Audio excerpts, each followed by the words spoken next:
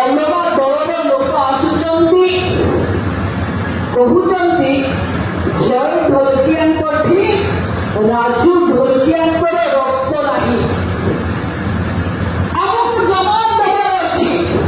କିଏ ବାହାରୁ ଏକ ପ୍ରାର୍ଥୀ ଆସୁଛି, ଆମେ ଜାଗୃତ ହବାର ଅଛି। ନିର୍ବାଚନ ପରେ କେହି ନଥିବେ, କେବଳ ଏକା ଜୟ ଢୋଲକିଆ ହିଁ ଆପଣଙ୍କ ସେବା କରିବା ପାଇଁ ଥିବ। ଭାରତୀୟ ଜନତା ପାର୍ଟି ଆପଣଙ୍କ ସେବାରେ ଅଛି, ଆଗକୁ ବି ରହିବ। ମୁଁ ଆଜି ଆସିଛି, ନିର୍ବାଚନ ପର ମାସରେ ବି ପୁଣି ଥରେ ଆପଣମାନଙ୍କ ପାଖକୁ ଆସିବି। ଯାହା କହି ଯାଉଛୁ ଏକ ଏକ କରି ସେ କଥା ଆପଣଙ୍କ ଯାଏ ପହଞ୍ଚାଇବାର ଦାୟିତ୍ୱ ଆମେ ସମସ୍ତେ ଯାଉଛୁ। ଭଉଣୀମାନେ,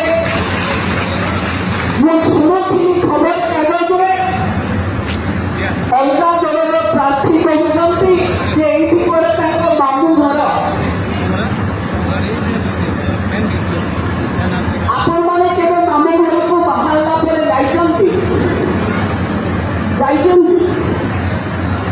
ବାହା ହେଲା ଝିଅର ବାପ ଘର ତ ପର, ଆଉ ମାମୁଁ ଘର ହେଲା ସାତ ପର। ତେଣୁ ଯୋଉଠି ବାହା ହେଲା ଝିଅର ମାମୁଁ ଘର ସହିତ କଣ ସମ୍ପର୍କ ଯେ ସେ ଆମକୁ ଶାସନ କରିବା ପାଇଁ ସ୍ୱପ୍ନ ଦେଖିବେ। ତେଣୁ ମୁଁ ଭାବୁଛି ମୋର ସୁଭଦ୍ରା ଭଉଣୀମାନଙ୍କ ପାଖେ ଯେତିକି ଶକ୍ତି ସାମର୍ଥ୍ୟ ଅଛି, ଆସନ୍ତୁ ଆମେ ସମସ୍ତେ ମିଶି ପଦ୍ମ ଫୁଲକୁ ଜିତେଇବାର ସଂକଳ୍ପ ନେବ। ନରେନ୍ଦ୍ର ଭାଇ ମୋଦିଙ୍କ ନେତୃତ୍ୱରେ ମୋହନ ମାଝୀଙ୍କ ସରକାର ଯେଉଁ ଗତିରେ ନୂଆପଡ଼ାରେ ବିକାଶ କରିବା ପାଇଁ ଚାହୁଁଛି, ଏକ ବିକଶିତ ଓଡ଼ିଶାରେ ଆମେ ଯୋଡ଼ି ହବ ନା ହବନି? ଭଲ ଗାଡ଼ି ଡବଲ ଇଞ୍ଜିନ, ଏଥିରେ ଯିବେ ନା ଯିବେନି? ଲୋକଙ୍କୁ ପଚାରନ୍ତୁ ଯେ ଡବଲ ଇଞ୍ଜିନ ମାନେ ଡବଲ ଭରସା। ଗୋଟେ ଇଞ୍ଜିନ କରି ନ ପାରିଲେ ଆର ଇଞ୍ଜିନ ସମ୍ଭାଳି ନେବ। କିନ୍ତୁ ଯୋଉମାନଙ୍କର ଜମା ଇଞ୍ଜିନ ନାହିଁ, ଅଧ ବାଟରେ ଅଟକି ଯିବେ, ସେମାନେ ସେ ଗାଡ଼ିରେ କେହି ବସନ୍ତୁ ନାହିଁ। ତେଣୁ ଯୋଉମାନଙ୍କ ପାଖେ ଡବଲ ଇଞ୍ଜିନ ଅଛି ତାଙ୍କୁ ଭରସା କରନ୍ତୁ। ଏବଂ ଯୋଉ ସରକାର ଆମେ ମା ମାନେ ବେଳେବେଳେ କହେ जो दिखता है दिखता है। ଆପଣଙ୍କ ଏଇଠି ଏମପି ଅଛନ୍ତି ମାଳବିକା ଦେବୀ, ଆହୁରି 3.5 ବର୍ଷ ଅଛନ୍ତି। ଜୟ ଢୋଲକିଆକୁ ଆପଣ ଏଠି ଏମଏଲଏ କରିକି ପଠାନ୍ତୁ, ସିଏ ଆହୁରି 4 ବର୍ଷ ଆପଣଙ୍କ ସେବା କରିବ।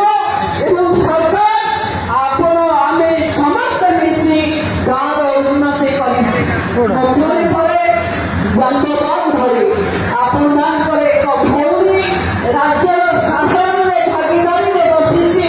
ତେଣୁ ମୋର ବି ଦାୟିତ୍ୱ, ଆପଣମାନେ ମୋ ସାଥୀ ଦେବେ, ମତେ ସହଯୋଗ କରିବେ।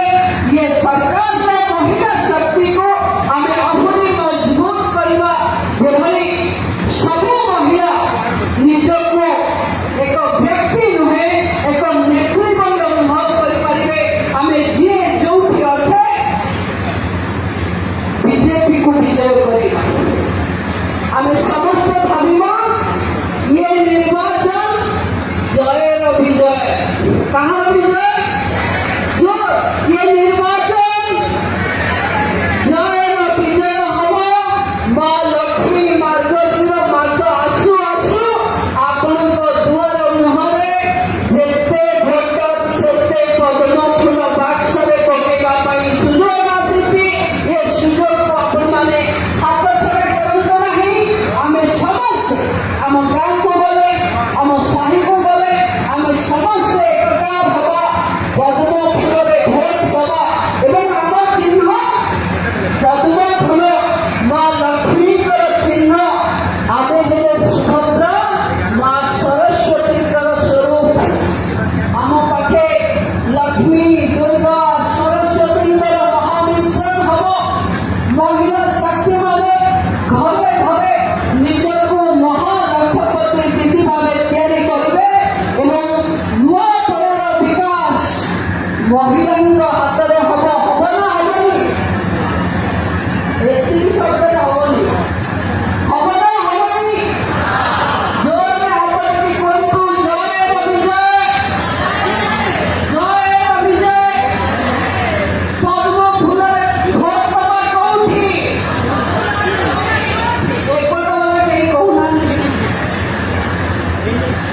ଭୋଟ ଦେବା କୋଉଠି?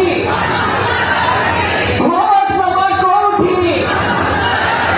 ମୋର ବିଶେଷ ଅନୁରୋଧ ଆପଣଙ୍କୁ, ମୁଁ ପୁରା ଏତେ ଦୂରରୁ ଆସିଛି ସୁଭଦ୍ରା ଭଉଣୀଙ୍କ ପାଖେ ବାର୍ତ୍ତା ପହଞ୍ଚେଇବା ପାଇଁ।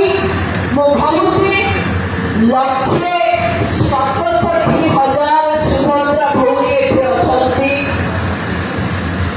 ଯେତିକି ମୋ ଭଉଣୀ ସୁଭଦ୍ରାରେ ଅଛନ୍ତି ସେତିକି ଭୋଟ ଏଠି ନିର୍ବାଚନ ଜିତିବା ପାଇଁ କାଫି।